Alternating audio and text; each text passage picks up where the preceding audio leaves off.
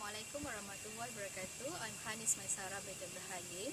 I will start with the 1.0 introduction. Is the Malaysia IT market is one of the most developed market in the South Asian region. Based on Internet Stats 2016, state that Internet users in 2050 is 20.6 million. It shows that ICT market has a strong growth fundamental, including rising income and a high-tech focused national development plan. And meanwhile, based on data from Department of Statistics Malaysia and Econ 2016 and 2017, the ICT industry expand by 6.8% per annum from 2011 to 2050. This is the best prospect industry sector for this country. Okay, next is a literature review. First, from the Faborsi and Peterson 2003, it said that financial ratio analysis can measure the productivity of company and can learn more about current financial health and its potential of company in order to assess the strengths and weakness aligning the performance of the nation. Meanwhile, from the Siemens 1999, he says that success of company will bring a profit growth and also amount optimism to company. And it have three types of risk exposure calculation.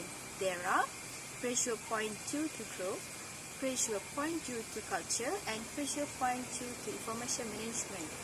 And next study is from Sahim 2006. It found that the higher level of openness among the farmers in the sector of paddy field innovation, the efficient system link between the research and technology development will enhance the revenue of company in the future. Okay, next is a liquidity risk. As we know that liquidity risk is the risk statement from the lack of marketability of an investment that cannot be bought or sold quickly enough to prevent or minimize a loss. Refer to current ratio chart, they show that Vivokom ratio was on 2011 is 9 compared to 2012 ratio at 2. It is a very huge difference. It shows that Vivokom hold risk which their asset which lower amount of their liability. Then, a company with a constant ratio at 1 is Heritage Padu Berhad from 2011 until 2050. It shows that the company can cover their 1 ringgit Malaysia of liability which only 1 ringgit. Which the positive amount ratio, it shows that Heritage can cover the liability but they was at high risk of liquidity. Operational risk is based on operational ratio calculation, which is total operating expenses over total operating revenues. It measures how efficiently a company is using its assets to create products and services in its operations. The higher the level, the efficient the business can meet its debt obligations and increase the value of its shareholders' investments. Based on the graph, it shows that Heritage Padu Berhad have the lowest operational ratio among others during the 5 years, since the value are negative. It proved that the company did not manage efficiently. Elsoft Research Berhad and Amtal Holdings Berhad have almost the same pattern of movement. The value is increasing from 2011 to 2013 and decreased from 2013 to 2014. The ratio of Amtel Holding Berhad was gained back in 2015, while Elsoft Research Berhad keep decrease on that particular year. The ratio for Vitrox Corporation Berhad and Vivokom International Holdings Berhad are decreasing from 2011 to 2012. The value in 2013 for Vitrox is increased, but not for Vivokom. It shows that the vice versa result for both companies on 2014. On 2015, the ratio for Vivokom declined again, while Vitrox shows the inclining value in that particular year.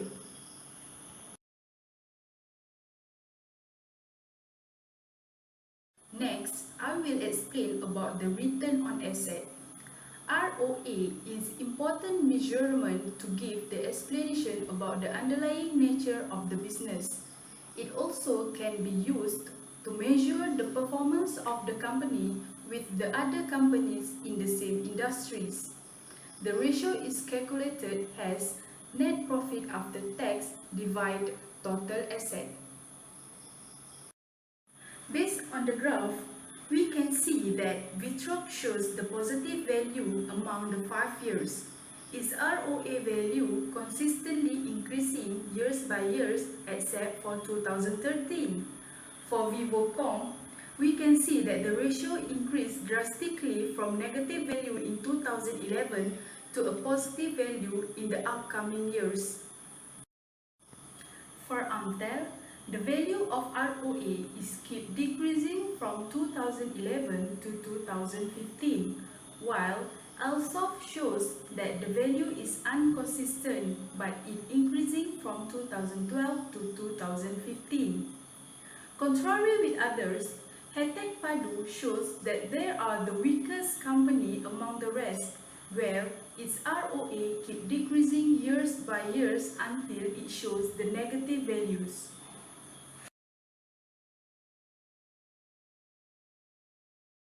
Based on the graph below, based on the graph beside, the result shows that return on equity of Vivocom Intel Holdings Berhad has been less than others company over the 5 years. But in year 2013, in which ROE of company is 19.19%, which is greater than 5 years because of the higher profit of the period. Meanwhile, in year 2015, Vitrox Corporation Berhad has a very high of ROE for 57.97% for return on each ringgit of equity. It is high since Vitrox Corporation has highly risk on the liquidity and gearing, especially on the short-term debt. This number of ROE is very high and will attract the risk taker, investor in investing in Vitrox Corporation Berhad. Companies with current ROE higher than the 5 years average have been shown that good performance consistently. Improving ROE means a company is generating high profit on every ringgit Malaysia invested in the business. Between 5 companies, Vitrox Corporation Berhad show the good performance within 5 years. If the ratio decreased by the year as seen as the lower efficiency of the management is at using equity financing to fund operation and directly affect growth of the company. When the concept of decomposition of ROE used, the decrease of ROE comes from the lower of ROA ratio. This is because ROE will influence ROE in terms will influence ROE in terms of the income and equity multiplier.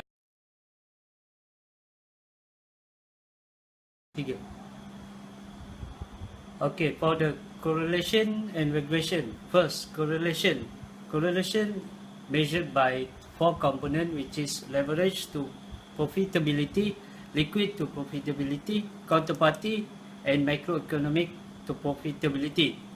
These 4 variables show that are measured with p-value greater than 0.1, which indicates that these 4 variables have negative and not significant relation to profitability in all respective variables of measurement, which is ROA and ROE.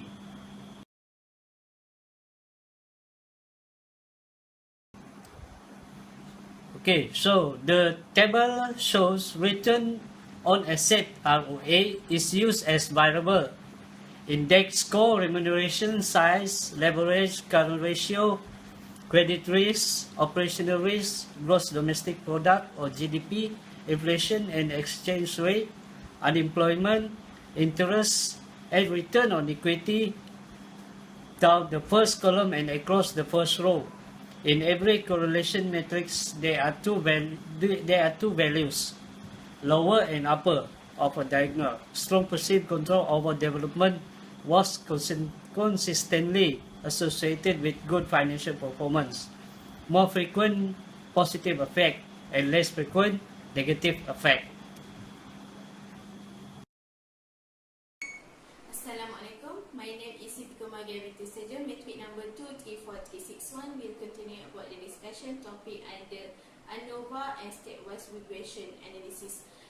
Mainly in this part, we want to interpret whether the independent variables are related to the dependent variables or not. In our assignment, the predictor that we use is ROE, GDP, board of direction remuneration, inflation rate, and others rates.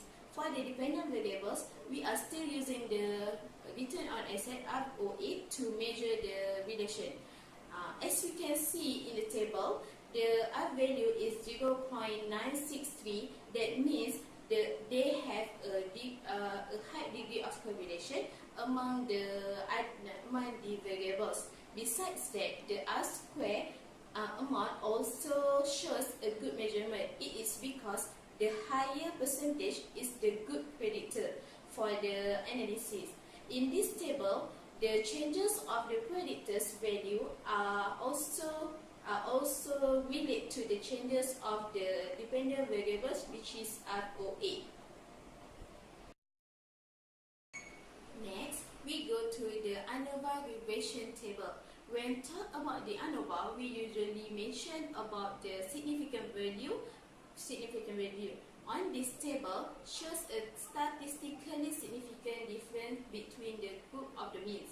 In result, the significant value equal to 0.000, which means below the p-value, which is 0.05, is statistically significant difference in the mean of ROA between the different independent variables. Next, we are go to the market risk, which is based on the line graph. We use GDP, inflation rate, exchange rate, and also unemployment rate to interpret the risk in the market. Firstly, the GDP had a highest percentage on year 2014, same as the inflation rate. It shows that whenever the GDP increase, the inflation rate also increase directly. It also cannot affect the percentage of the unemployment rate in that year. Next, what we can see in the situation in year 2013, where the inflation rate is falling down until 2.1%, but the unemployment rate is remain stable on 3.0%. This figure explains that our country need the rapid development to accommodate the unemployment rate, and also can lead the country become more successful in the recent year. Okay, we go to the descriptive statistics. First of all, the table information are collected from the balance sheet and also the income statement of 5 companies in technology sector within 5 years. Firstly, the amount of ROA is 7.31% and ROE is 7.91% for 5 years in 5 companies.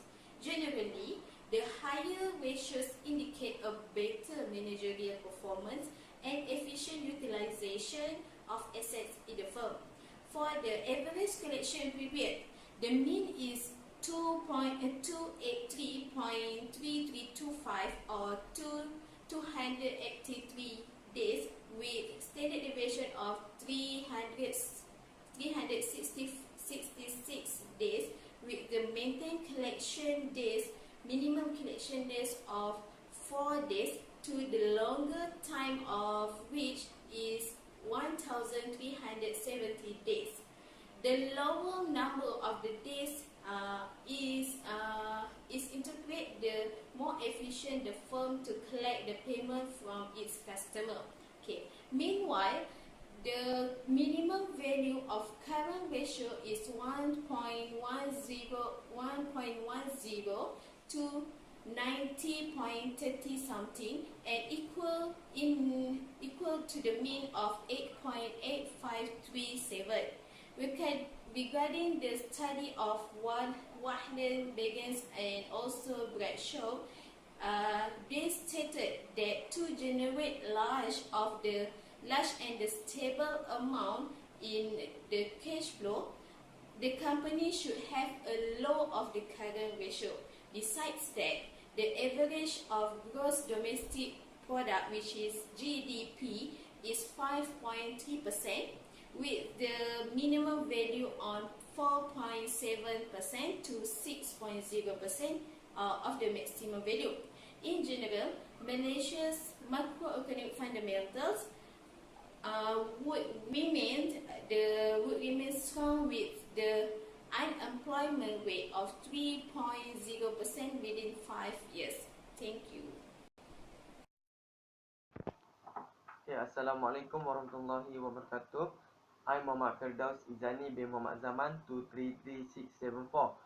Today I will present about the recommendation for the my group assignment with topic risk and performance of the technology industry in Malaysia. We have make the assignment for the 5 companies in the 5 years. So there we have 3 recommendations. Firstly, improve the practice of the corporate governance to improve the profitability. Second, define the scope of the action. And the third, improve the company liquidity management. Firstly, for the improve the practice of the corporate governance to improve the profitability. Firstly, some company did not reach their performance at a high level, probably because it affected by the operational risk of their company. So operational risk can cause the loss which resulting from the people, system failure and the other external factor. So now the operation of the company must be controlled by the good corporate governance. With a good corporate governance, it can improve the company performance and resulting increase the profitability of the company. For the secondly, it define the scope of the action. For the second recommendation, define the scope of the action. Each of the company required to know the scope of their project. It is a vital step in making realistic assessment of its ultimate impact. For the example, when the company have overseas operation, it will have a change in the cash flow management. So to avoid from the surprising far-reaching effect, far-reaching effect is needed to define the scope of the action and tailor solution to need of the stakeholder. For the third is improve the company liquidity. For the third, improve the company liquidity management. Firstly, good liquidity management was can make the management very well and good profitability. So now we can see here for the good profitability and the well management, it might have the good liquidity management. So to the optimum liquidity management, it can avoid lower liquidity ratio. So now the company unable to meet their obligation on the specific time. For example, liquidity management can using the current, quick and liquid ratio to see the asset availability, to see the liquidity management for the company. There are some advantage for the good liquidity management. For example, the company have enough cash or liquidity for the company management. So if company hold enough cash to purchase or buy from the supplier is with a better pricing during purchasing process, because their supplier will know our company have a good liquidity to pay their. Thank you.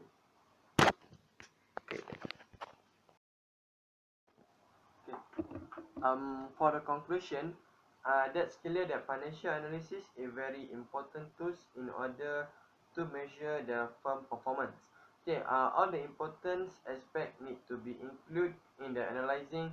For the example, like liquidity ratio, operational risk, and some systematic risk, because it is influence the profitability of the firm or the company.